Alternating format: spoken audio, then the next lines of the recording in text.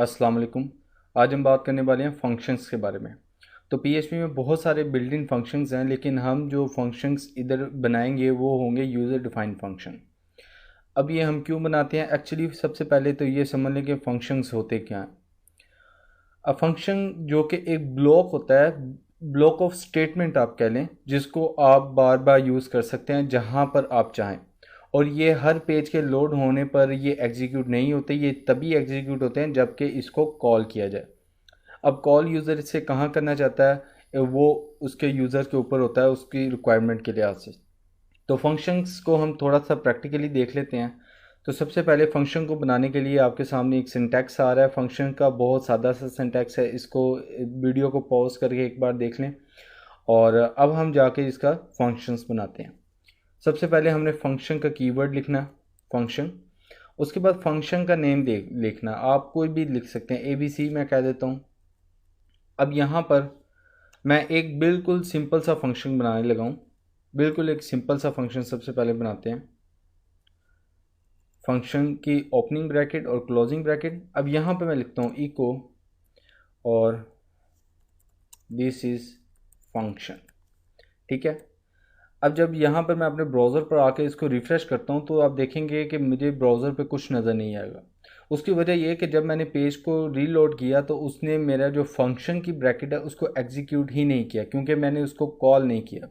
अब ये जो इतना पीस ऑफ कोड है ये तब तक एग्जीक्यूट नहीं होता जब तक मैं इसको कॉल ना करूँ। अगर मुझे इसको कॉल करना है तो हमें क्या करना होगा?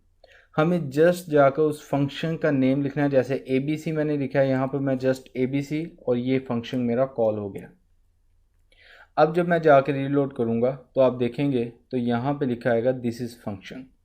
तो ये अब मेरा फंक्शन जो है वो कॉल हुआ है।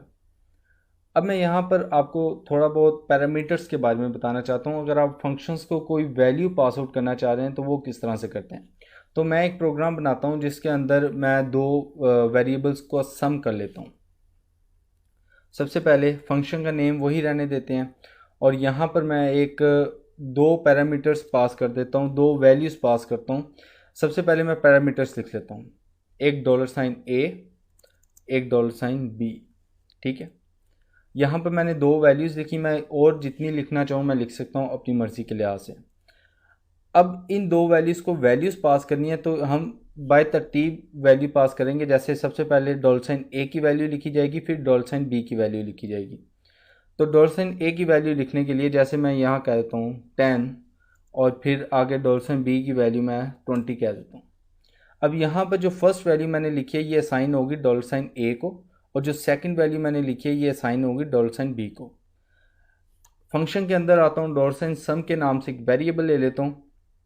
अब उसको मैं करता हूँ $A और फिर उसके बाद प्लस $B।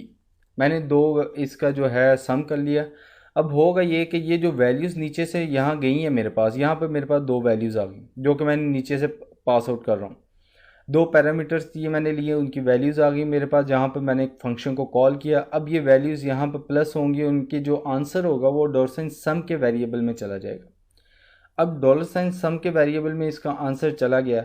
अब हमने क्या करना है, इसको सेव करते हैं और रिफ़्रेश करूँगा तो आप देखेंगे कि मुझे जो है आउटपुट कुछ नहीं मिलेगी।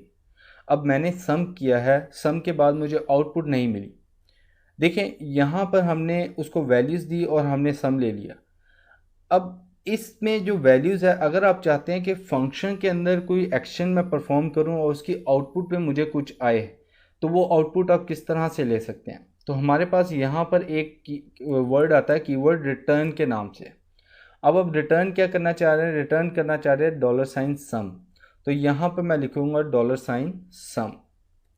मैंने उसे कहा कि आप रिटर्न कर दो $sum। ये रिटर्न होगा कहाँ? ये रिटर्न होगा आपका इस फंक्शन के पास वैल्यू, इस फंक्शन के पास आपकी वैल्यू, ये रिटर्न की जो वैल्यू है वो इधर जाएगी। रिटर्न कर रहा है $sum। अब $sum की वैल्यू जाएगी ABC फंक्शन के पास। अब जब मैं इसको रिफ़्रेश करता हूँ तो फिर भी कोई फ़र्क नहीं पड़ेगा। अब देखिए मैं रिफ़्रेश करता हूँ, कोई आंसर नहीं आया।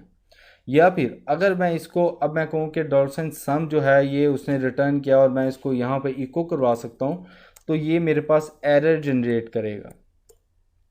मैंने इको कराया तो ये मुझे एरर देगा। देखिए मुझे एरर दे रहा है। अब इसको गेट किस तरह से करना है। अब वैल्यू जब मैं आपको बता रहा हूँ कि जब हम रिटर्न करते हैं तो वैल्यू वो देता है अपने फंक्शन को।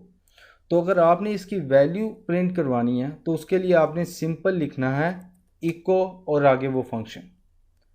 अब देखिए यहाँ पर 10 आ गया, 20 आ गया, अब इन दोनों का सम करेंगे 30 आएगा। अब मेरे पास यहाँ पर 30 प्रिंट होगा। मैं ब्राउज़र पर जाकर रिफ्रेश करता हूँ, देखिए मेरे पास 30 जो है वो प्रिंट हो रहा है। अब अगर आप चाह रहे हैं कि आप फंक्शंस की वैल्यू किसी नए वेरिएबल में लिख लें तो उस सूरत में आपने क्या करना है, आपने यहाँ पर क्या करना है, डॉलर साइन एक वेरिएबल ले लें, वैल्यू लिख लें उस वेरिएबल की और ये यहाँ पर सेव कर दें। और जब यहाँ पर आकर अब आप रिफ्रेश करेंगे तो आपकी जो आउटपुट चली जाएगी, ठीक है, क्योंकि अब हमने उसकी वैल्यू ले ली है वैल्यू के वेरिएबल में। अब हम इसको इको कराते हैं वैल्यू, ठीक है। अब हमारा जो है आंसर जो है वो प्रिंट होगा। रिफ्रेश करता हूँ तो मेरा आंसर प्रिंट हो रहा है। एक बार मैं आपको ओवरव्यू दे दूँ। सबसे पहले हमने फंक्शन का कीवर्ड लिखा, एक नेम रखा फंक्शन का, आप कुछ भी रख सकते हैं। मैंने 2 पैरामीटर्स पास किए। अब 2 पैरामीटर्स की वैल्यू कहाँ से आ रही है, वो आ रही है यहाँ से जहाँ पर मैं फंक्शन को कॉल कर रहा हूँ। और इसकी 2 वैल्यूज़ हैं 10 और 20। 10 जाएगी ए में और 20 जाएगी वेरिएबल बी में। उसके बाद मैंने उसकी जो वैल्यूज़ है उसको अंदर जो भी फंक्शन मैंने परफॉर्म किया, जैसा कि मैंने सम का किया है, उसको मैंने रिटर्न कर दिया सम के वेरिएबल को। कहाँ पर, यहाँ पर इस फंक्शन पर वो वैल्यू आएगी। अब इस फंक्शन में वो वैल्यू आएगी। अब उस फंक्शन से वैल्यू मैंने ली एक नए वेरिएबल में जिसका नाम